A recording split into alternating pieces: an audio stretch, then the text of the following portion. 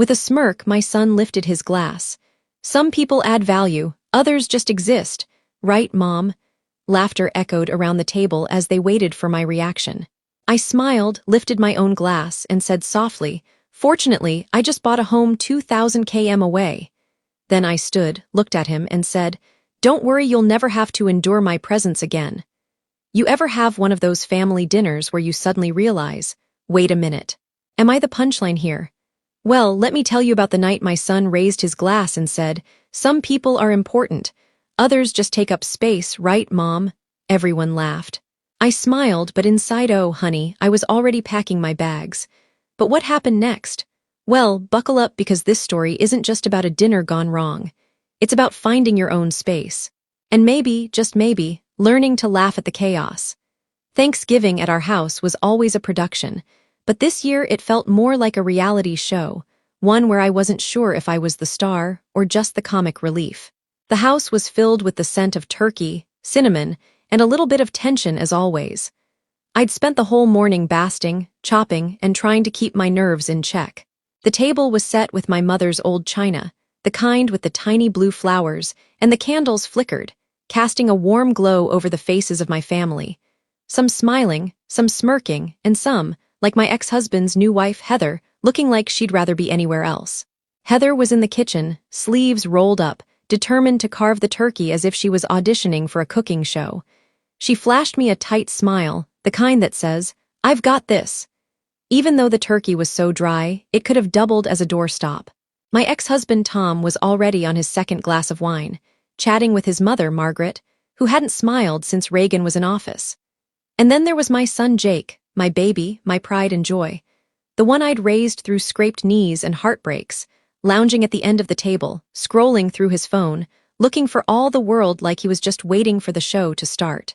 Dinner began the way it always did, with awkward small talk and forced laughter.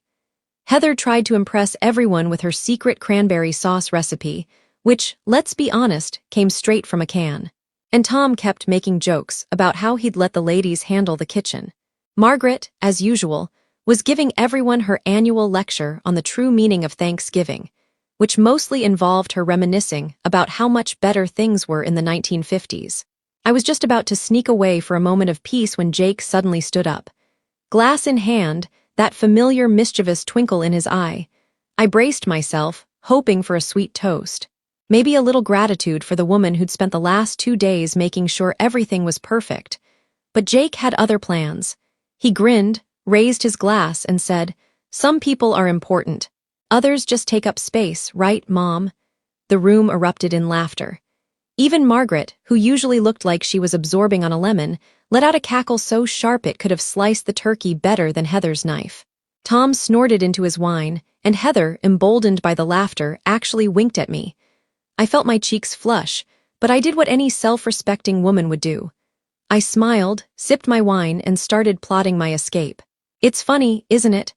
How you can spend years building a life, raising a family, and in one moment feel like you've been relegated to the background, like you're just another piece of furniture, something to be dusted off and put on display for the holidays. I looked around the table at the faces of the people I loved, some by choice, some by circumstance, and wondered when exactly I'd become the extra in my own life. Jake was already basking in the glow of his own cleverness, and I felt a pang of something I couldn't quite name. Was it hurt, disappointment, or maybe just the realization that the little boy I'd raised was now a man who could make a room full of people laugh at my expense? I wanted to be angry, but mostly I just felt tired. Tired of being the one who held everything together, who made sure the traditions continued, who smiled through the jokes and the jabs. As the laughter died down and the conversation shifted to football and Black Friday sales, I found myself drifting. My mind wandered to the little house I'd seen online last week, the one 2,000 km away with the wraparound porch and the big sunny kitchen. I'd bookmarked it, telling myself it was just a fantasy, something to look at when the noise of family life got too loud. But now, sitting at that table, I wondered if maybe it was more than that. Maybe it was a lifeline, a chance to start over somewhere new, where I could be more than just the punchline to someone else's joke. I looked down at my plate, at the dry turkey and the lumpy mashed potatoes, and felt a wave of sadness wash over me. This wasn't how I'd imagined my life would turn out. I'd always pictured big, happy family gatherings, laughter that was warm and genuine, not sharp and cutting. I wanted to feel important, to know that I mattered, not just as a cook or a hostess, but as a person. Was that too much to ask? Ever been the butt of a joke at your own table? It's a special kind of humiliation, one that lingers long after the laughter fades. It makes you question everything. Your choices, your relationships, your place in the world. When did I become the extra in my own life? When did I stop being the star of my own story? As the evening wore on and the dishes piled up in the sink, I made a silent promise to myself. This would be the last time I let anyone make me feel small in my own home. I didn't know exactly what the future held, but I knew one thing for sure. I was done just taking up space. It was time to reclaim my place at the table. Or maybe, just maybe, find a new table altogether. And as I poured myself another glass of wine and watched my family laugh and chatter, I felt a spark of something I hadn't felt in a long time. Hope, maybe, just maybe, the best chapters of my story were still waiting to be written. That night, after the last dish was washed and the last guest had left, I lay in bed staring at the ceiling, the echo of Jake's words still ringing in my ears. Some people are important, others just take up space, right, Mom? The laughter had faded, but the sting lingered, sharp and insistent. I found myself replaying the evening in my mind, picking apart every glance, every chuckle, every little moment that made me feel like a background character in my own life. Is this it? I wondered. Is this what the next 20 years look like? Me hosting dinners for people who barely see me, who think of me as little more than a fixture in the dining room. The thought was enough to make me want to pull the covers over my head and never come out. But here's the thing about hitting rock bottom. Sometimes it's exactly the push you need. Lying there in the dark, I realized I had a choice. I could keep going through the motions, letting life happen to me, or I could take the reins and make something happen for myself. Spoiler alert, I wasn't about to let the next 2 decades be a repeat of the last 2 hours. I'd spent too many years putting everyone else first. Jake, Tom, even Heather with her overzealous turkey carving. Maybe it was time to put myself at the top of the list for once. So, I did what any woman with a little savings and a lot of gumption would do. I started looking for a house. Not just any house, mind you. I wanted something that felt like a fresh start, a place where I could breathe, where I could finally hear myself think. I spent hours scrolling through listings, my heart skipping a beat every time I saw a wraparound porch or a sun-drenched kitchen. I imagined myself sipping coffee in the mornings, reading a book in the afternoons, maybe even learning to bake bread that didn't double as a door's stop. The possibilities felt endless, and for the first time in a long time, I felt a flicker of excitement. Of course, excitement's best friend is fear, and she showed up right on cue. Who moves across the country at 58? Who leaves behind everything familiar? Friends, family, the grocery store where the cashier knows your name, for a town where you don't know a soul. The doubts crept in, whispering that I was too old, too set in my ways, too. Well, too much of a mom to just up and leave. But then I thought about that dinner table, about the way everyone had laughed, and I realized something important. If I didn't do this now, I might never do it. And if I wasn't living for myself, who was I living for? I found the house almost by accident. A cozy little place 2,000 km away, nestled in a town I'd only ever seen on postcards. It had a big front porch, a garden out back, and just enough quirks to make it feel like home. Far enough that nobody could just drop by, but close enough for Amazon Prime to still deliver. I called the realtor the next morning, my hands shaking as I dialed the number. I'd like to make an offer, I said, surprising even myself with how certain I sounded. Within a week, the papers were signed. And just like that, I was a homeowner again. Telling my family was another story. I waited until Sunday dinner when everyone was gathered around the table, plates piled high with leftovers. Jake was scrolling through his phone, Heather was fussing with the centerpiece, and Tom was already halfway through his second helping of pie. I cleared my throat, my heart pounding in my chest. I have some news, I said, trying to keep my voice steady. I bought a house 2,000 km away. You could have heard a pin drop. Jake looked up, his mouth hanging open. Heather blinked, clearly unsure whether to congratulate me or ask if I'd lost my mind. Tom just stared, fork frozen halfway to his mouth. For a moment, I wondered if I'd made a terrible mistake. But then I saw something in their faces. Surprise, yes, but also a flicker of respect, maybe even a little envy. The weeks that followed were a whirlwind of packing boxes, sorting through decades of memories, and saying goodbye to the life I'd known. There were moments when I questioned everything, when the enormity of what I was doing threatened to swallow me whole. But there were also moments of pure, unfiltered joy. Like the day I found my old journals from college filled with dreams I'd long since forgot. Or the afternoon I sat on the floor of my empty living room, eating takeout and laughing at how liberating it felt to have nothing left to lose. Moving day arrived, and as I watched the movers load the last box into the truck, I felt a strange mix of fear and excitement. I was leaving behind the familiar, yes, but I was also stepping into something new, something that was entirely, gloriously mine. I took one last look at the house I'd called home for so many years, whispered a quiet, "Thank you," and closed the door behind me. Driving away, I felt lighter than I had in years. The road stretched out before me, full of possibility. I didn't know what the future held, but for the first time in a long time, I was excited to find out. After all, life is too short to just take up space.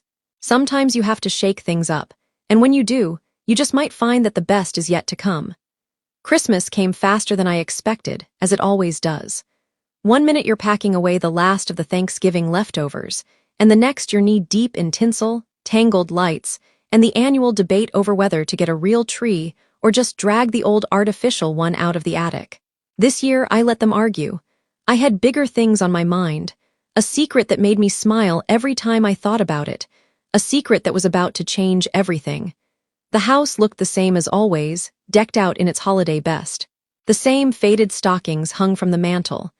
The same ceramic Santa grinned from the side table.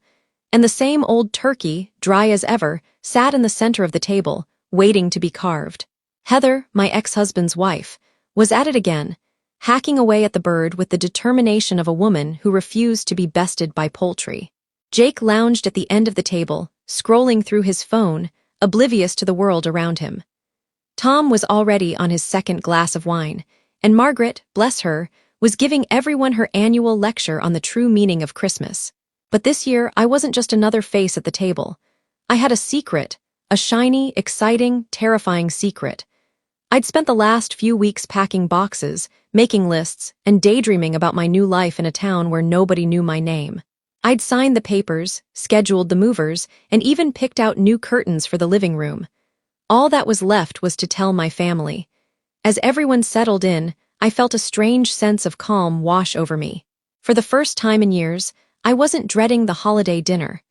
I wasn't worried about whether the turkey would be too dry or if the gravy would be lumpy. I wasn't even bothered by the inevitable jokes at my expense. I had something better, a fresh start, a new adventure, and the knowledge that I was finally doing something just for me. I waited until everyone had their plates piled high and their glasses filled.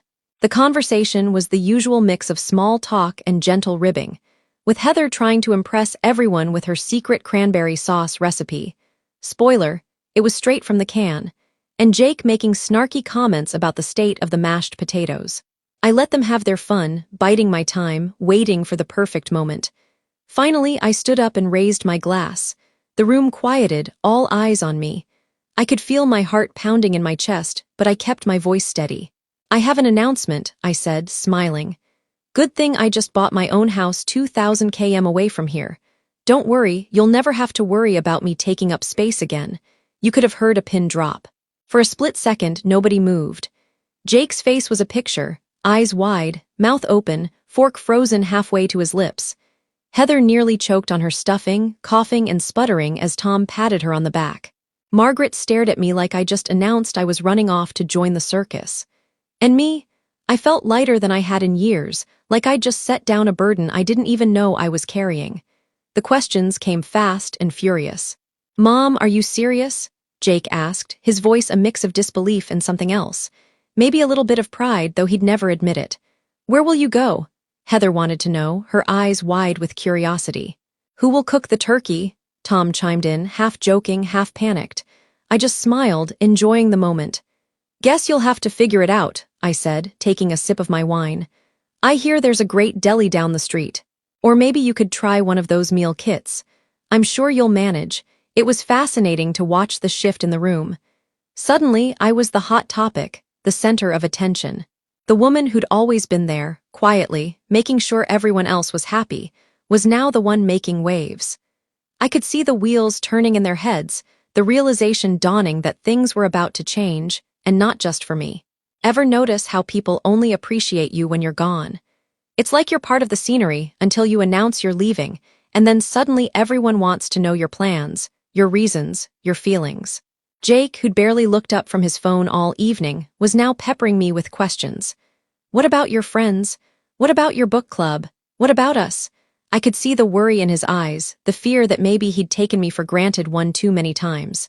Heather, for all her bravado, looked genuinely concerned. Are you sure this is what you want? She asked, her voice softer than I'd ever heard it. It's a big move, I nodded, feeling more certain than ever. It's exactly what I want, I said. I've spent my whole life making sure everyone else was taken care of. Now it's my turn. The rest of the evening passed in a blur of questions, hugs, and even a few tears. Margaret, who'd always been a tough nut to crack, pulled me aside and whispered, "Good for you, dear. About time someone shook things up around here." Tom, to his credit, offered to help with the move, though I suspect he was mostly worried about who'd organize the family holidays from now on. As I lay in bed that night, listening to the quiet hum of the house, I felt a sense of peace I hadn't known in years. I was nervous, of course. Who wouldn't be? But I was also excited, hopeful, and most importantly, proud of myself. I was finally taking up space in my own life, and it felt wonderful. Sometimes you have to leave the table to remind people just how much you matter. And as I drifted off to sleep, I knew I was ready for whatever came next. Moving day dawned bright and early, the kind of morning that makes you believe anything is possible. The air was crisp, the sky a hopeful blue, and my heart was pounding with a cocktail of fear and excitement that I hadn't felt since my 20s. I stood in the middle of my old living room, surrounded by boxes labeled kitchen, books, and memories, and took one last look around. The walls echoed with laughter and arguments, holidays and heartbreaks, the whole messy, beautiful history of a life well lived. But as the movers loaded the last box into the truck, I realized I wasn't just leaving a house. I was leaving behind the version of myself that had always put everyone else first. I was terrified, yes, but I was also ready. Ready to see what life looked like when I was the one at the center of the story.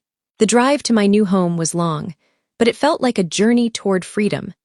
I played my favorite songs, sang at the top of my lungs, and let the miles roll by like chapters in a book I was finally writing for myself. Every so often, doubt would creep in. What if I hated it?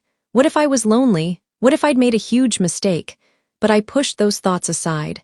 After all, I'd spent enough years worrying about everyone else's happiness. This was my time. When I finally pulled up to my new house, I felt a surge of joy so strong it nearly knocked me off my feet. There it was, my little cottage with its cheerful yellow door and the wraparound porch I dreamed about. The garden was overgrown. The paint was peeling in places and the mailbox leaned a little to the left. But to me, it was perfect. It was mine.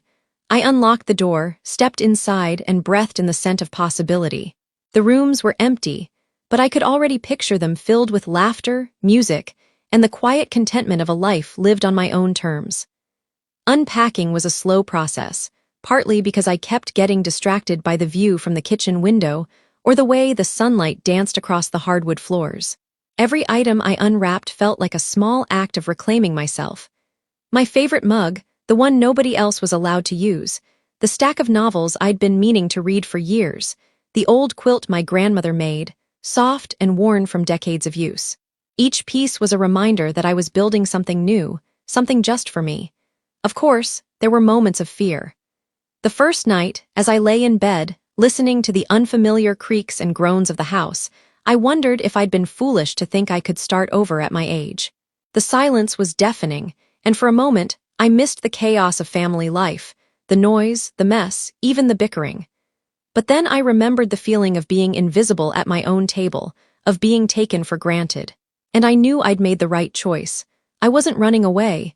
I was running towards something, my own happiness, and then something unexpected happened. The phone started ringing. At first, it was just Jake calling to ask if I'd arrived safely. "Mom, can I visit?" he asked, his voice softer than I'd heard in years. "I miss you." Then came Heather of all people, wanting to know if I had any tips for making gravy that didn't come from a jar. Tom even called, sheepishly admitting that he'd never realized how much work went into hosting the holidays. The calls kept coming. Old friends, new neighbors, even Margaret, who wanted to know if I'd found a good church in my new town. It turns out sometimes you have to leave the table to remind people you're not just taking up space. You're the main course. Suddenly, I was the one everyone wanted to talk to. The one whose opinion mattered, the one who was missed. It was a strange feeling being appreciated from a distance, but it was also deeply satisfying. I realized that by choosing myself, I hadn't just changed my own life, I changed the way others saw me, too. I started to settle into my new routine. Mornings spent sipping coffee on the porch, watching the sun rise over the garden. Afternoons exploring the little shops and cafes in town, making friends with the locals who greeted me like an old friend. Evenings curled up with a good book, the quiet broken only by the sound of crickets outside my window. I joined a book club, signed up for a pottery class, and even started volunteering at the local animal shelter. For the first time in years, I felt alive. Really, truly alive. And you know what? I didn't miss the old life as much as I thought I would. Sure, there were moments of loneliness, but they were outweighed by the sense of freedom and possibility that came with starting over. I was no longer just filling a seat at someone else's table. I was building my own, inviting people in on my terms, and savoring every moment.